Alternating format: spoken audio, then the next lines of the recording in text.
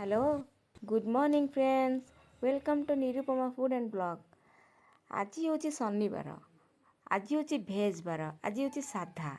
तो मोर मन है आज शनिवार पोड़ा द्रव्य खाइले बहुत भल। तो मो मन है आज किसी पोड़ी पेड़ी पखाड़ लंच करके खाया।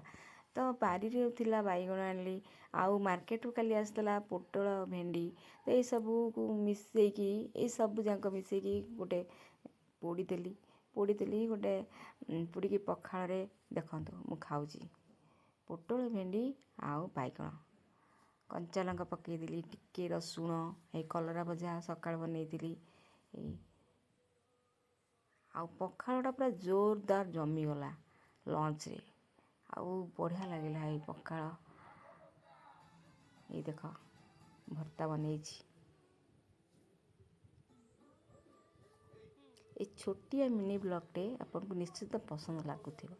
तो नुआ होइके आसते आपण मते लाइक करेंगे, कमेंट करेंगे, शेयर करेंगे आउ सब्सक्राइब करदेवे।